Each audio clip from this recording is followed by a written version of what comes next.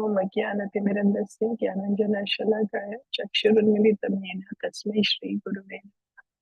श्रीचैतन्यमनोभीष्टं स्थापितं येन भूतले स्वयं रूपा कदा ओम विष्णुपदाय कृष्णप्रस्थाय भूतले श्रीमते भक्तिवेदांत स्वामी निति नामिने नमस्ते सरस्वती देवे गौरवाणी प्रचारिणे निर्विशेष शून्यवादी पाश्चात्य देशधारिणे जय श्री कृष्ण चैतन्य प्रभु नित्यानंद श्री अद्वैत गदाधर श्रीवासदि गौर भक्तवृंद हरे Krishna Krishna Krishna Hare Hare Hare Ram Ram Ram Hare Hare. Good morning, dear devotees. Wish you all a happy Narasimha Chaturdasi.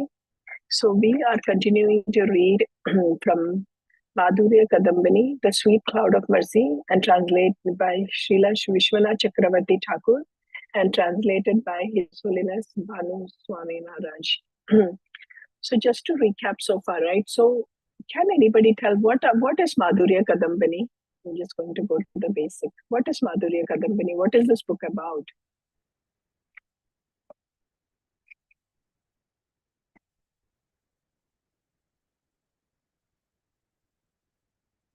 Lakshmi Mataji, would you like to answer?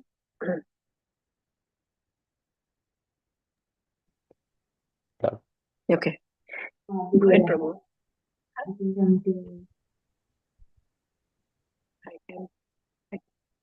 I can't hear clearly, Mataji. Sorry.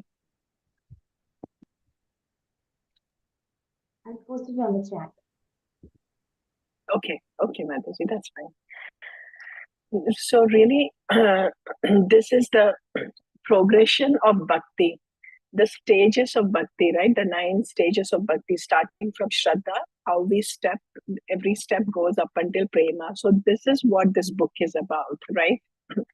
And then we just basically went through the introduction, the invocation verse, and then Srila Rupa Goswami's glories. And then yesterday we really discussed about, I know Ananta Chaitanya Prabhu had posed the question, but really the essence of it, we have to understand the context was that the description was given about the 5 stages of realization with the 5 bhutas, the Annamaya, Pranamaya, Vijnanamaya, Anandamaya, and all of that. But really, ultimately understanding that even though we understand here in this paragraph, it is given, right? That Brahman is established as the base. And this statement would seem to establish Brahman, the shelter of everything, and superior to Anandamaya Purusha. But then the statement is being clarified that it is actually Krishna who is the source of Brahman and also is superior to Brahman. And then the explanation was given about how he is the basis. Like Brahmana hi Pratishtatam, that is the Bhagavad Gita 14.27. And then we also understand that the Lord is Rasa. So when a living entity comes in contact with the embodiment of Rasa, the living entity experiences the supreme bliss, extreme pleasure. That's what really we have discussed so far. And then we also talked about yesterday how Krishna is independent. There is no material factor or anything that will decide when Krishna descends.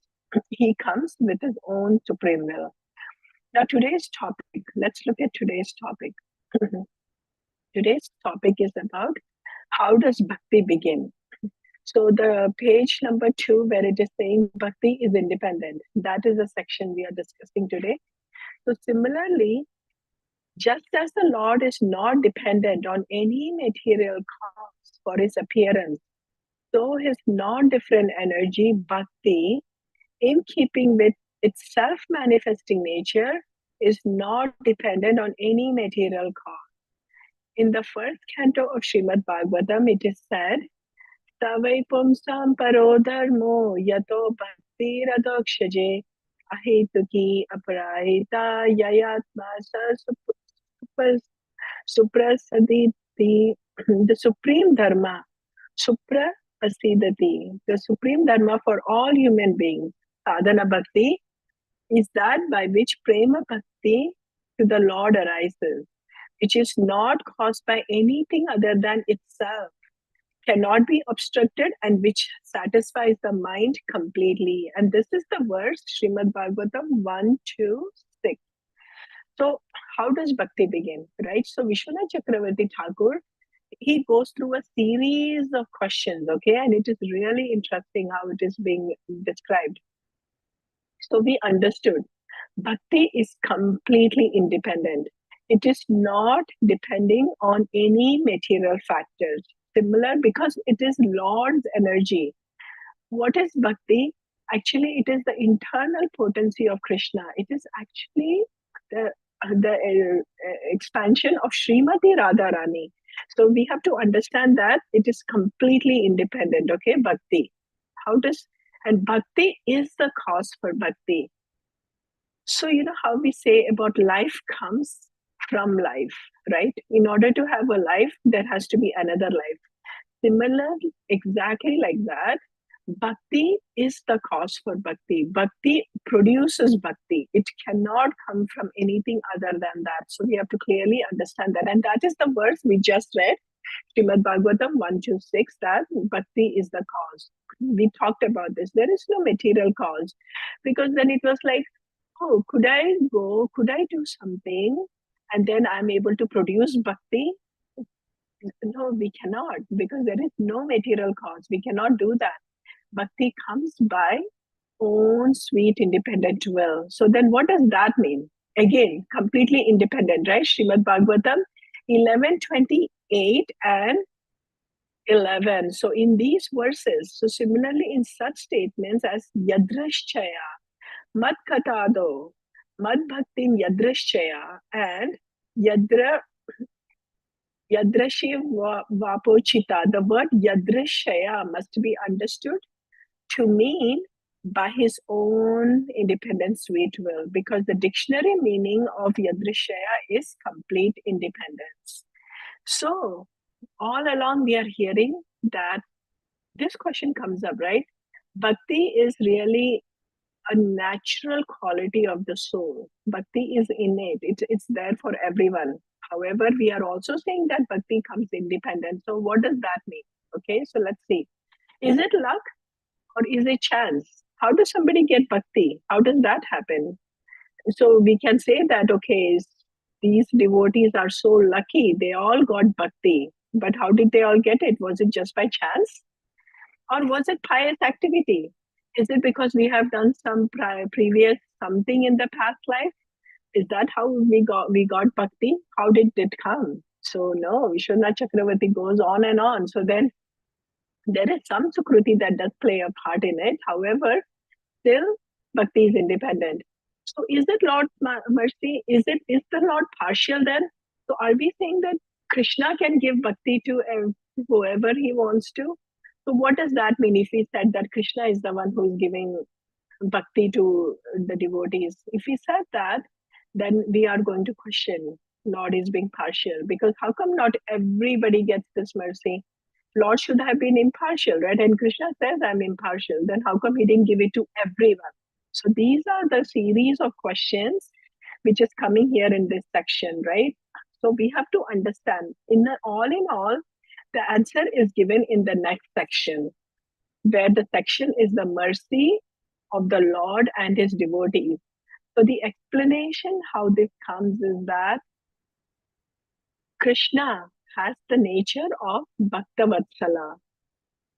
So Krishna has the nature of Bhaktavatsala. So what Krishna does is he empowers his devotee with this. So he basically gives the power of attorney.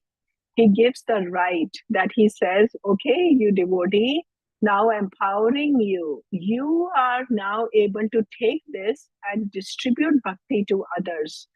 So in various chapters, right, in various like Nectar of Instruction, Bhagavad Gita, Srimad Bhagavatam, everywhere we have seen this definition of the level of devotees. There are three levels. Kanishta, who is the preliminary, like the initial practitioner, right? The first level. Madhyama, which is the intermediate level of practitioner, devotee.